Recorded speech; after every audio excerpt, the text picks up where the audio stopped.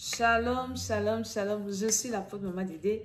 J'espère que vous allez bien. Hello, hello, hello. Et bienvenue dans cette vidéo. C'est une vidéo de... Je n'ai pas envie de dire d'enseignement, mais d'exhortation. Et je prie que le Seigneur m'inspire pendant que je vais parler. Je prie que la grâce de Dieu soit sur ma vie. Je prie que l'onction de Dieu descende sur moi. Je prie que le Saint-Esprit parle au travers de ma bouche. Au nom de Jésus de Nazareth. J'ai envie de chanter un peu avant de parler à quelqu'un. Et cette chanson qui me vient à l'esprit, c'est Today, oh, I will lift up my voice to say, Today, oh, today, oh, I will lift up my voice to say, for I know, you are always there for me. Almighty God, you are my all and all. Shalom, shalom. Ça veut dire que ce jour, j'ai envie de lever ma voix. I will lift up my hands to say. J'ai envie de lever ma voix pour dire, oh, I know. Tu es toujours là pour moi, Seigneur. Donc, en fait, c'est une chanson de louange et d'adoration. Je bénis le Seigneur pour la vie qu'il me donne. Je suis tellement reconnaissante pour la vie, parce que la vie, c'est un don. Et c'est le plus grand don. Après le don de Jésus à la croix. Vivre, c'est un privilège. Vivre, c'est une grâce. Et vraiment, Dieu nous fait cette grâce-là. On ne peut pas dire à Dieu qu'il ne nous fait pas du bien. Seulement vivre, c'est déjà une grande bénédiction. Ce matin, je voudrais partager avec quelqu'un. Je voudrais partager avec quelqu'un ce sujet qui parle des hôtels. Vous savez, je suis Maman Dédé, je suis l'apôtre Maman Dédé, je suis une servante de Dieu. Le Seigneur m'a appelée avant que je ne sois fondée dans le ventre de ma mère. Et aujourd'hui, je le sais par sa grâce, ça fait beaucoup d'années que je sers le Seigneur. Et depuis que je sers le Seigneur, depuis que j'ai rencontré Jésus, franchement, il y a une nette différence. Ma vie avant Jésus et ma vie quand j'ai rencontré Jésus, c'est le jour et la nuit. C'est-à-dire qu'il n'y a pas de comparaison. Donc, je veux dire à quelqu'un que Jésus-Christ de Nazareth, beaucoup de gens s'amusent encore. Même nous qui l'avons déjà reçu, nous continuons à nous amuser. Mais ce n'est plus le moment. Tout à l'heure, j'ai ma fille qui me disait que maman, à l'école, on les enseigne que dans 5 milliards d'années, je ne sais pas combien d'années, le soleil va exploser. Et alors, ils sont déjà en train de chercher comment explorer une nouvelle planète pour déménager de la planète Terre et aller habiter dans la nouvelle planète qu'on va trouver là, avant les années là. Quand le soleil va exploser sur la Terre, ils seront dans l'autre planète. Et j'ai dit à ma fille qu'écoute ma chérie, ça ne m'intéresse pas ce genre d'histoire parce que nous on sera déjà au ciel depuis, on sera déjà, je ne sais pas, ça leur regarde, nous on sera déjà partis au ciel depuis. Parce que les êtres humains refusent d'écouter. Les êtres humains refusent d'écouter que la terre-ci va finir. Parce que comme ils refusent Dieu, on va faire comment avec eux? Ils sont en train de plagier, d'inventer des choses. Au lieu de se référer au Créateur, ils disent que la terre n'a pas été créée. Mais ils disent que le soleil a été créé. Au lieu de se référer au Créateur, que comme tu as créé la terre, après la suite c'est quoi? Ils ne veulent pas. Mais nous, nous croyons au Seigneur Jésus-Christ de Nazareth. Et c'est très important. Il est venu nous dire, parce qu'il est le Créateur, il est Dieu descendu sur la terre. Dieu fait homme. Hein? Et venez nous annoncer ce qui va se passer après la mort, après cette terre. Et nous qui avons eu la grâce de recevoir Jésus et qui avons la grâce de marcher avec lui, c'est un privilège. C'est pour ça que nous venons contre vents et marées, hein, contre tout ce qu'on peut traverser, les moqueries, les gens nous prennent pour, nous tournent en dérision. Les gens se foutent de nos gueules, mais on ne va jamais cesser de dire aux gens que Jésus c'est la vie, c'est le chemin, la vérité et la vie. Amen, amen. Donc, un enfant de Dieu, moi là je parle maintenant aux enfants de Dieu, qui a reçu Jésus-Christ de Nazareth, qui est né de nouveau, qui marche avec le Seigneur, tant que tu ne fais pas ta délivrance, tu seras malheureux et tu peux perdre ton éternité. Ce sujet que je vais partager avec vous et que je vais traiter pendant la veillée de prière que je vais faire à Paris, et j'ai même pris la résolution tout mon deuxième trimestre de 2023, je vais me concentrer sur les autels sataniques. Tout mon deuxième trimestre, c'est-à-dire que le 4e mois, le 5e mois, le 6e mois, ce n'est que ça. Même à l'école d'Esther, nos programmes, après la délivrance de l'âme-ci, je voulais faire la délivrance de la sorcellerie inconsciente encore. J'ai compris que l'urgence, c'est de traiter les autels familiers. C'est quoi un autel? Un autel, c'est un lieu de rencontre entre le divin et l'humain. Le règne spirituel est régi par des autels. Je me souviens en 2020, ça me revient pourquoi? Parce que j'étais au programme de l'homme de Dieu, mon père spirituel, l'apôtre Johnson Suleiman. J'étais à son programme dernièrement et il est revenu dessus. Il est revenu dessus. Et c'est revenu dans mon esprit. C'est revenu dans mon esprit que en 2020,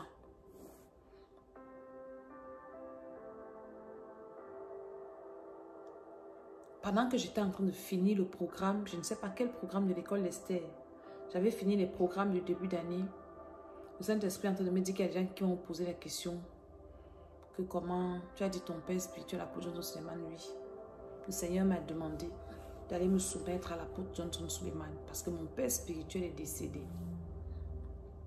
Moi, j'ai des enfants spirituels et je ne t'ai pas couverte. Et pendant mes moments de prière, le Seigneur m'a dit d'aller me soumettre à cet homme de Dieu qui est désormais mon père spirituel. Donc, je vous explique. Alléluia. Et je disais qu'en 2020, quand j'avais fini les premiers programmes de l'école d'Esther, j'avais pris un jeûne de 4 jours à sec. Je ne sais pas comment j'avais fait ce jeûne-là, où je buvais, ou je ne sais pas, mais j'étais à jeûne de 4 jours. Et je demandais au Seigneur la direction. Seigneur, j'ai fini. On avait fait presque 50 jours de prière.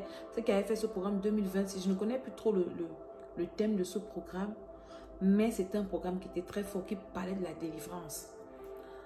Parce que les programmes de l'école d'Esther sont atypiques délivrance. Ce sont des programmes de délivrance. Et alors,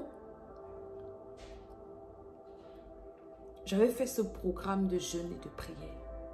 Et j'avais demandé au Seigneur de me dire la prochaine étape. Et j'avais fait une vision où j'avais vu écrit sur un papier. Il y avait 1, 2. Je ne voyais pas ce qui était 1, 2. Mais 3, c'était hôtel. Les hôtels. A-U-T-L-E-L.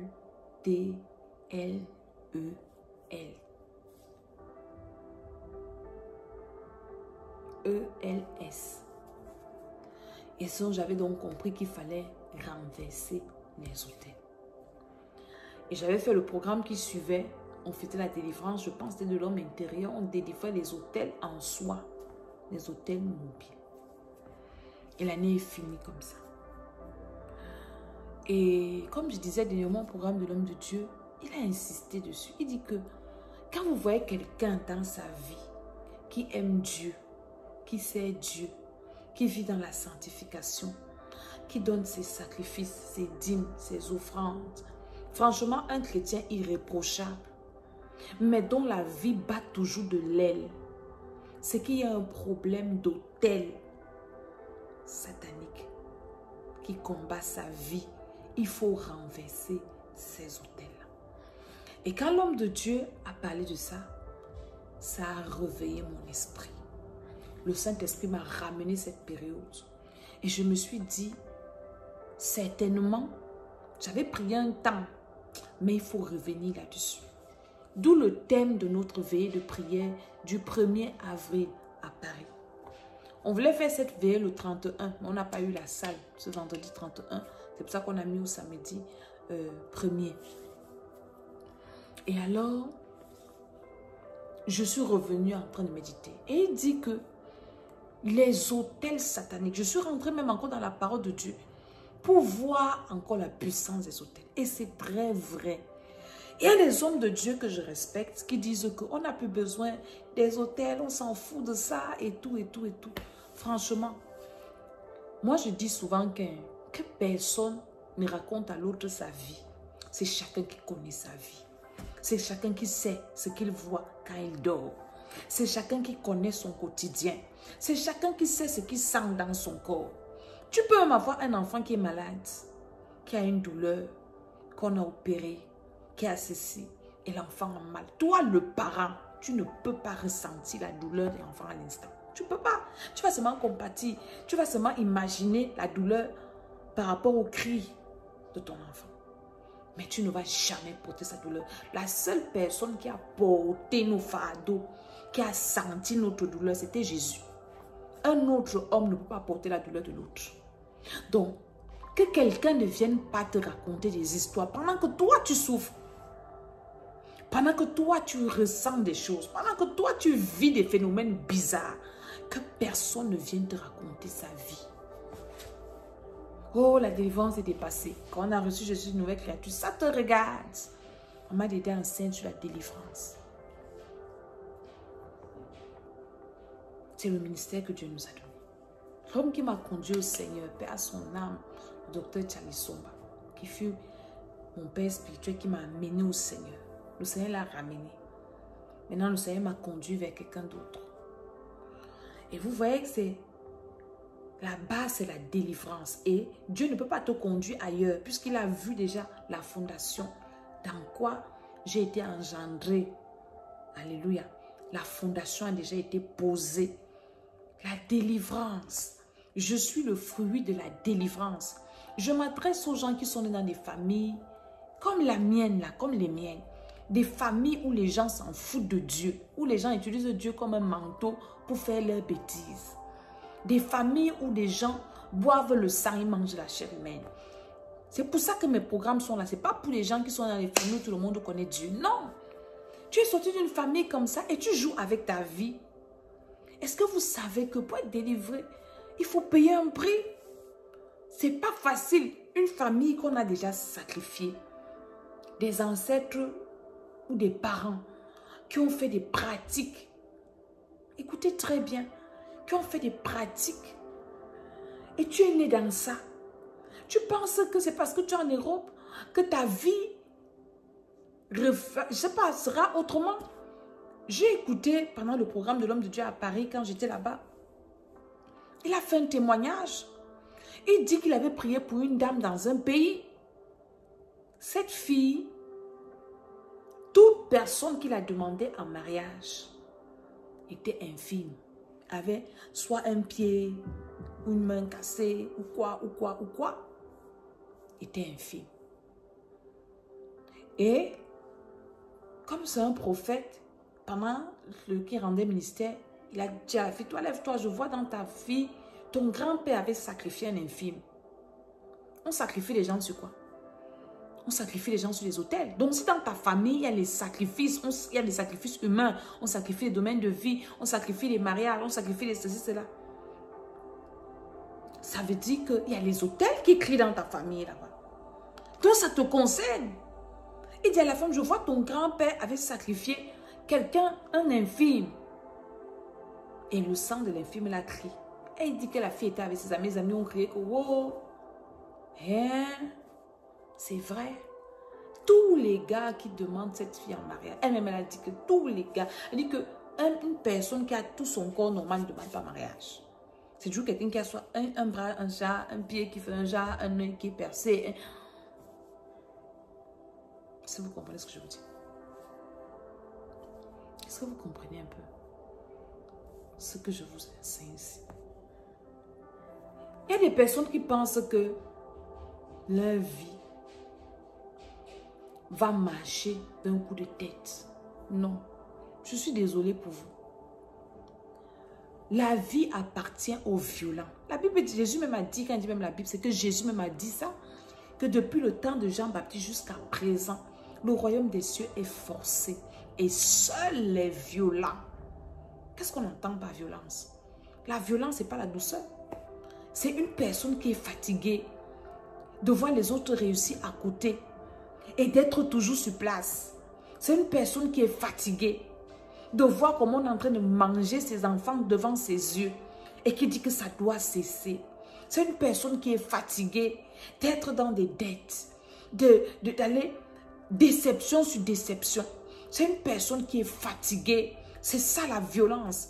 Quand tu t'arrêtes et tu dis, mais c'est pas possible. Je vais à 50 ans, je vais à 40 ans et ma vie n'a pas de sens. Je suis en train d'aller à 30 ans parce que même tu peux te révolter tôt pour aussi avoir des fruits tôt, pour aussi te reposer tôt. C'est de ça qu'il s'agit. Ce n'est pas des personnes qui raisonnent. Glisser sur mes vidéos, sur ma page, sur mes... quitter. Moi, je parle aux gens qui ont traversé ce que moi j'ai traversé dans ma vie. Des gens qui à un moment donné de leur vie s'arrêtent pour dire que ce que je vis là, ça doit changer. C'est aux gens comme ça qui passent. C'est pour les gens comme ça que Dieu m'a appelé. C'est pour les gens comme ça que Dieu m'a oint. C'est pour les gens comme ça que Dieu m'a envoyé sur la terre faire le travail qu'il fait ici. Il y a des différences. Tu es là, tu es dans une famille, tu ne connais même pas les origines de ta famille. Tu ne causes même pas avec les anciens de ta famille pour qu'on te raconte même comment votre famille était ceci. Tu es parti en mariage. Moi, j'étais en mariage. J'écoutais souvent mon défunt pour raconter ce qui se passait dans son village. La sorcellerie à outrance. Il avait un grand-père, me racontait-il, qui était méchant. Je ne savais pas comment on l'appelait. Le grand-père était que quand tu partais dans ce village, il t'invitait à manger. Et pendant qu'il met le plat, il mange avec toi. Il crache dans la nourriture. Si tu ne manges pas, il te tue. Il te découpe. Si tu manges aussi, tu es mort spirituellement. Parce que tu vas manger, il fait il crache. Maintenant, tu es parti faire les enfants dans un village comme ça. Vous pensez qu'il peut avoir un sommeil là? Quelqu'un qui a dit qu'une famille où les gens ont tué les gens, mangé, où la sorcellerie était une religion. Tu nais un enfant qui n'est pas sorcier, on trouve que tu n'es pas normal, on trouve que tu es bête. Moi, je parle de moi là, ce sont mes témoignages, là où je suis allée faire des enfants. N'en parlons pas de là où je suis née encore, des deux côtés. Ils ne connaissaient pas Dieu, même s'ils connaissaient Dieu, c'était la religion. C'est des histoires et des histoires. Vous pensez qu'on va passer là-dessus? J'avais entendu notre Dieu dire un jour que, laissez un peu les gens, vous fallait être rentré, les malédictions. Vous ne connaissez pas la Bible. Vous ne connaissez pas la Bible. Si Dieu dit qu'il punit l'iniquité des pères sur les enfants jusqu'à la 4e génération de ceux qui le haïssent, il fait miséricorde jusqu'à la 1000e génération de ceux qui craignent son nom. Ce n'est pas Dieu qui a dit. Lisez un peu l'histoire des rois d'Israël et des rois de Juda. Allez un peu lire l'histoire des rois. Vous allez comprendre que les autels existent. Il y a des rois où Dieu dit à cause de ton père tel. Comme il a dit à Salomon. À cause de ton père David, au roi de Juda. À cause de David, mon serviteur, je te protège. D'autres, à cause de ton père Akab, je dois te ceci. À cause de... Ça veut dire quoi? Vous voulez qu'on vous explique la Bible comment? Alléluia. Donc, pendant ces veillées de prière, les veillées de prière que Maman Dédé fait à Paris, ce sont des veillées de prière où nous prions beaucoup. Est-ce que vous comprenez? Ceux qui viennent à ces veillées de prière, vous savez, depuis qu'on a commencé l'année passée par la grâce de Dieu. Et cette année encore, à partir du 4e mois-ci, nous allons encore intensifier la prière. Parce que mon objectif, en fait, c'est quoi? C'est d'amener les enfants de Dieu à allumer un feu en eux. Parce que c'est le feu là qui te protège. Le monde est devenu tellement méchant que si tu t'habitues à ce qu'on prie pour toi, tu auras des problèmes. Le jour où la personne qui prie pour toi sera occupée, peut-être malade, ou fatigué, c'est le jour-là où tu vas mourir. Tu vas mourir. Ou indisponible. Mais si tu es entraîné, je n'ai pas dit que prier pour les gens, c'est pas bon. Et moi, je prie pour les gens. Moi-même aussi, on prie pour moi. Hein? Je vous ai dit là que Dieu m'a envoyé aller me soumettre à un homme de Dieu qui est mon père spirituel, qui prie pour moi. Vous comprenez un peu? Voilà. Parce que c'est important d'avoir toujours une personne qui prie pour toi, qui te couvre. Les individualistes, indépendantistes, là, c'est votre problème. C'est ça que Dieu dit. Mais le feu en toi doit être là. J'ai un couple de mes enfants spirituels. Le mari, c'est quelqu'un qui est beaucoup attaqué, qui a beaucoup de combats. Et je les suis dans la prière. On a commencé le programme de l'AMSI. Les démons cachés en lui se sont réveillés. Bam, bam. Donc, le thème la prière qu'on avait fait ce soir était allé toucher même les démons là qui les dérangeaient. Et les démons, le monsieur a commencé à manifester. Une fois, il lui disait, jette-toi par la fenêtre. Sa femme m'appelle. Je vois, elle insiste. Et j'étais indisponible. J'étais dans un endroit où je ne pouvais pas prier pour quelqu'un. Elle me dit, maman, elle dit, c'est urgent. Je dis, écris, tu dis quoi? Je ne peux même pas écouter ton voice. Elle me dit, c'est urgent. Mon mari veut se jeter par la fenêtre. Il est agité. Les démons le... Je dis, mais prie pour lui toi-même. Prends autorité. Ordonne à l'esprit là de se calmer. Tu le chasses. C'est ce qu'elle a fait. Parce que si elle n'avait pas fait, elle avait fait comment? Moi, je ne pouvais pas prier. J'étais dans un endroit où je ne pouvais pas prier pour quelqu'un. Est-ce que vous comprenez ça? Donc, nous, en serviteurs de Dieu, nous avons la responsabilité de former les enfants de Dieu. Parce que on ne doit pas vous garder comme, je ne sais pas, des prisonniers, des bébés spirituels. Ça peut arriver que demain ou après-demain, je suis fatiguée. Ce sont mes enfants spirituels qui doivent prier pour moi que le Seigneur me fortifie. Moïse, à un moment, c'était Hur et Aaron qui soutenaient ses mains. Mais maintenant, si Hur et Aaron étaient aussi des faiblards, ils étaient habitués que Moïse les porte sur le dos, comme ça, le jour que Moïse allait être fatigué, tout le monde allait mourir. Est-ce que vous comprenez? Josué a pu continuer le travail parce que Moïse l'avait formé. Donc, pendant nos veillées de prière, nous amenons les gens à prier. À prier et nous prions. Nous prions, c'est vers la fin que je prie pour les gens. Au début, je reçois, j'écoute les problèmes des gens. Je donne les conseils. À partir de 21 h, je reçois tout ce qui vient. Nous sommes à l'église évangélique au 4 allée des Garets, à Palaiso 91 120. À partir, je crois, de minuit ou de 23 h 30. Mais entre-temps, il y a les prières dans la salle. Les gens prient, les gens prient, les gens prient. On adore, on loue. Maintenant, à partir de, je prends la parole jusqu'à... On prie, même pendant 5 heures de temps. Dès de minuit ou à 4 heures ou à quelle heure, on prie ensemble pendant minimum 3 heures non-stop. Et c'est après donc que je rends ministère, je prie pour les gens. Dernièrement, à la veillée de prière, là, j'avais prié avec les aromates et je bénissais les mains. J'ai une de mes filles qu'on avait renvoyée du travail abusivement. Elle me dit, maman, je ne travaille plus, je ne savais même pas. J'avais prié sur ses mains, elle avait même manifesté.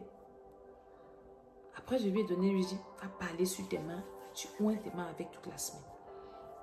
La semaine là, l'entreprise qu'il avait renvoyée sans motif, l'a rappelée.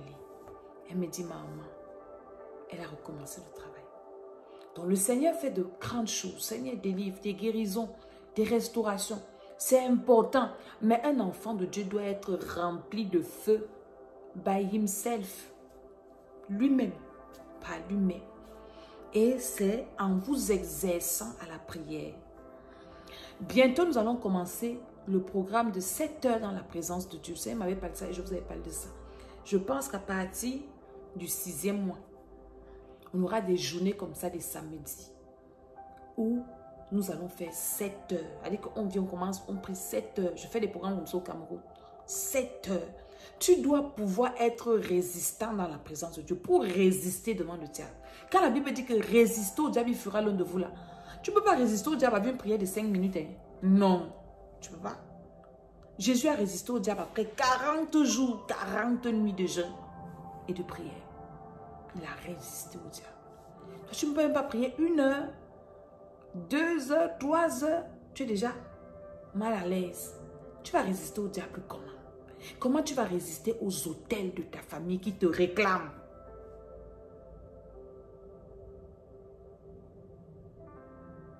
Moi, j'explique toujours les choses de terre à terre.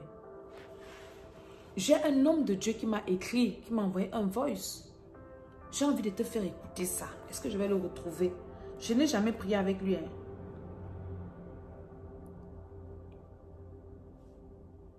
Mais il m'a envoyé ça. Il me dit, maman Dédé,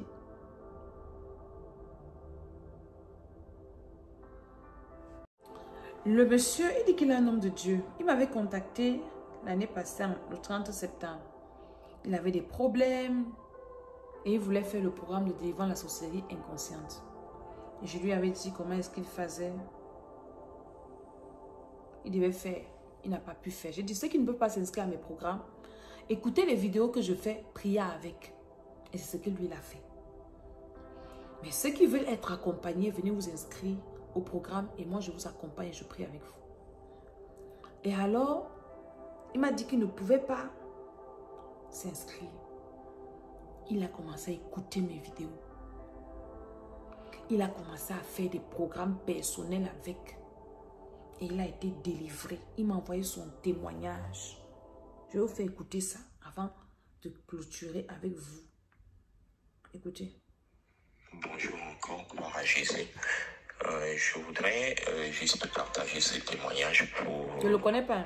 encourager quelqu'un qui a peut-être traversé comme moi les mêmes difficultés. Je suis fils de Dieu, je sers le Seigneur Jésus par la grâce de Dieu. Et j'avais constaté que de temps en temps, j'avais des repas nocturnes, des couches de nuit, et ça m'embarrassait un peu parce que je ne trouvais pas ça normal. Et je suis tombé sur votre chaîne YouTube. Et j'ai commencé à de temps en temps suivre. J'ai trouvé que c'était vraiment pertinent et profond tout ce que vous expliquez sur la restauration de l'âme et tout. Et c'était pratique, c'était pas théorique parce que j'avais déjà suivi beaucoup d'enseignements. Maman Dédé est pratique. Je ne suis pas théorique. L'école c'est pratique. Et il dit ça, je ne l'ai jamais vu, je ne connais pas. Il m'a envoyé ça hier. Il dit qu'il avait des problèmes de repas dans les rêves et tout ça là. Il a écouté beaucoup d'hommes de Dieu parler de ça, mais c'était de la théorie. Mais il a tombé sur ma chaîne YouTube, l'école d'Esther. Il a trouvé que mes enseignements sont pratiques. Nos veillées de prière sont pratiques. Quand tu viens, on t'enseigne pratiquement. Vous savez, à l'école, hein, il y a la théorie, il y a la pratique. Ce que tu dois faire en français facile. Et donc, lui, il a trouvé ça plus pratique. Écoutez bien. Étant moi-même à l'œuvre dans le ministère, mais je trouvais que vos enseignements étaient extrêmement pratiques. Alors, ne pouvant pas participer aux sessions de délivrance en direct, et je vous avais même écrit, et à un moment donné, je n'ai pas pu vraiment, à cause de mes contraintes, et je suis quand même resté sur la chaîne. Et à chaque fois que vous donniez des thèmes, des sujets de prière, je les ai pris très au sérieux et je les ai vraiment travaillés. Et vraiment, j'ai même pris des retraites personnelles pour travailler les points de prière que vous donniez sur la chaîne YouTube. Et ça fait pratiquement déjà, ça a pris pratiquement, je peux dire, environ 4 mois. Vous voyez ça? Comme ça que je suis tout... 4 mois. Je vous enseigne et je vous dis ça. Que ce n'est pas le voir ça, courir vite ou bien être pressé. Ça lui a pris 4 mois. Nous, on fait des programmes de 40 jours. Hein. La délivrance, c'est un processus pour résister au diable. Ce n'est pas le jeûne. Dieu peut te délivrer d'une façon de seconde, c'est vrai. Mais pour que ça dure, quelque chose, il faut prendre le temps, aller en profondeur, persévérer, résister. Il a fait ça pendant 4 mois. Écoutez. Débarrassé, libéré de l'oppression des maris, des femmes de nuit, des restaurateurs, des femmes de nuit, des restaurateurs de nuit. Sincèrement, je domine complètement, totalement Amen. sur eux dans le nom de Jésus. J'ai dit totalement, avec une nation, je domine sur eux. Je vous assure, je domine. Voilà, et les clés de cette domination se trouvent dans les enseignements que vous dispensez sur YouTube. Ce sont des petits enseignements, parfois des petites vidéos. Voilà, et quand on les suit, on se dit certainement que ce n'est pas suffisant, il faut aller. Mais je dis, celui qui veut vraiment, celui qui est vraiment engagé, peut vraiment aussi, s'il ne peut pas se déplacer pour aller peut-être au programme, à la retraite spirituelle que vous organisez. Donc, je voulais vous dire juste que les uns et les autres sachent que les informations qui sont sur cette chaîne YouTube, ces petites vidéos, ces petites prières, il n'y a pas de petites prières, ces prières que vous faites, si quelqu'un les prend et les travaille sérieusement, ça suffit aussi pour pouvoir être au moins délivré, libéré de l'oppression des maris et des femmes de nuit. Et gloire à Jésus, que le Seigneur vous bénisse abondamment. J'ai foi qu'un jour nous pourrions nous rencontrer pour que nous puissions vraiment, que je puisse moi-même vous faire part de combien je suis reconnaissant. Je bénis vraiment le Seigneur Jésus pour... Entendez ça? Il y a son nom là, mais je ne peux pas vous donner son nom. Quelqu'un qui a été délivré comme ça. Quand il prend ma peine, je m'assois ici, je viens m'asseoir ici. Et je viens vous donner mes enseignements. Il y en a qui ne considèrent pas parce que je n'ai pas peinturé mon visage. Mon ami, avant de peinturer mon visage, là, ça m'a rien donné. Écoute ce qu'il te raconte. C'est ça qui est important. Donc le premier, il faut venir à cette veille de prière. Maintenant, il y a des gens qui ont des problèmes et vous voulez que c'est nous qui trouvons... On va venir vous chercher chez vous, vous amener à la retraite, à la veille de prière. Ça vous regarde, faites ce que vous voulez. Donc nous sommes en train de faire la délivrance de l'âme. Il nous reste 2 semaines de prière pour ça. Le mois de mai, on a une retraite spirituelle. Ça sera une retraite spirituelle de délivrance. Je vais vous communiquer, c'est vers la fin du mois. Le week-end du 26, on aura retraite spirituelle en mai. Préparez-vous. Et cette retraite spirituelle sera spéciale parce qu'on sera en jeûne. Je n'ai jamais fait une retraite spirituelle en jeûne. On va manger seulement le soir. C'est le 26, 27, 28 mai. 26, 27, 28 mai. Retenez cette date et commencez déjà à me contacter pour prendre les informations pour la retraite spirituelle. Toi qui as des problèmes. J'ai une dame qui est venue à la retraite spirituelle l'année passée, en fin d'année des États-Unis. La dame là avait un esprit dans son corps que même son pasteur a dit qu'il ne peut pas chasser. Qu'elle doit s'habituer à vivre avec ça comme ça. Jésus de Nazareth, je vous fais un peu de témoignage. L'autre jour, la femme là, elle m'a envoyé son action de grâce. Elle est délivrée. Quand elle est rentrée de Paris, elle m'a dit, maman, Titi, je peux dormir. Je dors. Je dis que tu dors. Et tu vas toujours dormir maintenant. Elle dit qu'elle part à la séance de délivrance. Elle était une habituée de tomber à l'église. Le pasteur vient parce qu'il sait que, vous savez, parfois les pasteurs, quand il fait un culte, personne ne tombe, c'est comme s'il n'a rien fait. Donc, il sait qu'il y a une personne là-bas qui tombe toujours. Donc, pour montrer aux gens qui sont là que j'ai encore l'onction, il faut que j'aille faire tomber quelqu'un. Le pasteur arrive devant elle avec les huissiers pour l'attraper. Au nom de Jésus, la femme ne tombe pas. Il pose la main, la femme ne tombe pas. Le pasteur demande qu'est-ce qui s'est passé. À la fin du culte, on la convoque. Pourquoi tu n'es plus tombée? Elle dit qu'il pleure, maman bébé. Le Seigneur m'a délivré. Le pasteur même est dépassé. La retraite spirituelle, c'est... Aïe, aïe, aïe, aïe, aïe, aïe. Ça sera la délivrance. Donc, C'est en mai, le dernier week-end de mai, dans la retraite spirituelle. Contactez-moi ceux qui sont intéressés. Ça sera en France, mais pas à Paris. Ça ne sera pas à Paris. Que Dieu vous garde. Maintenant, pour les hôtels, si je reviens encore vous expliquer beaucoup de choses sur les hôtels, pour que vous compreniez que vous n'êtes pas en bon voyage. Tu dois être déconnecté des hôtels de ta famille, où tu les renverses, tu te déconnectes. Toi, ça, tu sais comment tu vas faire, mais c'est dans la persévérance, dans la prière.